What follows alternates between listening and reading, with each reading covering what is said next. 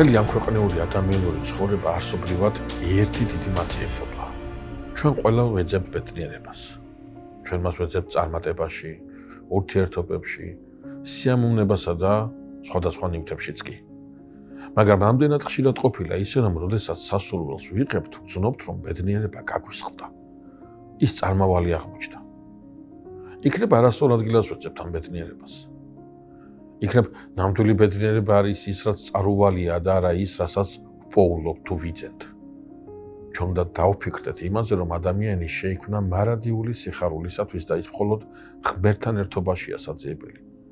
ამდენად ღმერთთან ერთობა არა უბრალოდ რელიგიური საკითხია, არამედ ბედნიერებისაკენ მიმავალი ერთადერთი სარწმუნო გზა გახლავთ. მოდით გავიაზროთ რა არის ბედნიერება. ნებისმიერი არსებისათვის ბედნიერება ეს საკუთარ ბუნებრივ გარემოში ყოფნა და საკუთარი ბუნების რეალიზება. თევზი ბედნიერია წყალში, ჩიტი ბედნიერია ცაში. ისინი ამისთვის არიან შექმნილი. ქრისტიანობა ამტკიცებს, რომ ადამიანი შექმნილია ღვთის ხატად და მსგავსად და მასთან ურთიერთობისათვისაა გაჩენილი. ჩვენი ბუნებრივი გარემო, ჩვენი წყალი და ჩვენი ცა, ჩვენ შემოქმედთან ერთობაში ცხოვრება. ამ გარემოს გარეთ ჩვენ როგორც თევზი ხმელეთზე ვიგუდებით და როგორც არ უნდა ვეცადოთ, ამ სცენარიელის სხვა რამით შევსება მაინც არაფერი გამოგვივა. ამის გააზრებას უდიდესი მორალური მნიშვნელობა აქვს. ზნეობრივი კანონი არაა კრძალვების სია, რომელიც ჩვენს ბედნიერებას ზღუდავს, პირიქით, ეს ჩვენი შემოქმედისაგან ბოძებული მოქმედების ინსტრუქცია. ცნებები ეს მისი რჩევებია იმის შესახებ, თუ როგორ დავრჩეთ ჩვენს ბუნებრივ გარემოში, როგორ არ ამოხტეთ ხმელეთზე, სადაც ტანჯვა და სიკვდილი გველოდება. ზნეობა ბედნიერების მტერი კი არ ხდება, არამედ მისკენ მიმავალი გზა გახლავთ. ჩვენ მივეჩვიეთ, ვიფიქროთ ბედნიერებაზე როგორც მხურვალე, მაგრამ ხანმოკლე ემოციაზე, რომელიც გარეგან გარემოებებზეა დამოკიდებული. მივიღეთ ფინანსური სარგებელი ბედნიერები ვართ. განვიცადეთ რაღაცა მარცხი და უბედურების განცდა გვაქვს. მაგრამ ბედნიერება, რომელზეც სახარება საუბრობს, ეს სხვა რამ არის. ეს ნეტარებაა.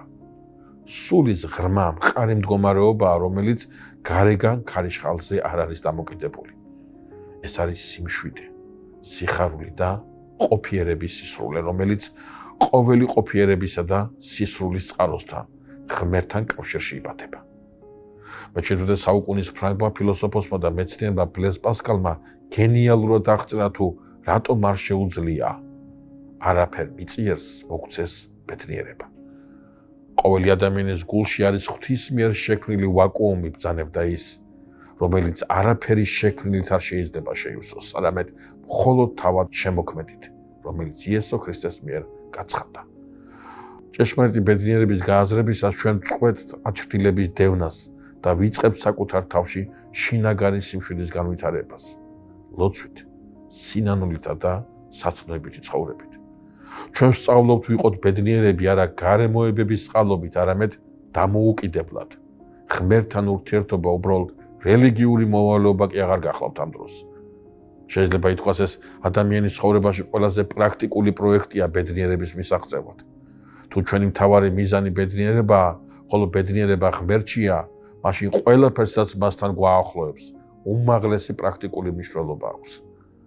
ლოცვა ეს არა ფორმალობა, არამედ ურთიერთობის პრაქტიკაა მასთან, ვისშიც არის ჩვენი სიხარული.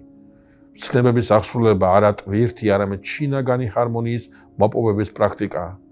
ტაძარში სიარული არა ვალდებულება, არამედ სიცოცხლის წყაროსთან შეხების შესაძლებლობაა. ადრეული ეკლესიის უდიდესმა წმინდანმა, ნეტარმა ავგუსტინემ, რომელმაც თავად გაიარა ბედნიერების ძიების გრძელი გზა, ეს ჭეშმარიტება უკვდავი ფრასით გამოხატა. შენ შექმენი შენთვის და მოусვენარია ჩვენი გული, ვიდრე არ განისვენებს შენში.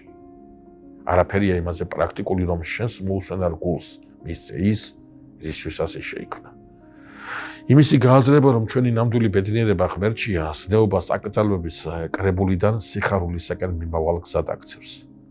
ის ცვლის ჩვენს მიზანს და ემოციების დევნიდან ღრმა სიმშვიდის მოპოვებისაკენ მიმყავართ. ის ჩვენ სულიერ ცხოვრებას უმაღლესი პრაქტიკული აზრით ავსებს.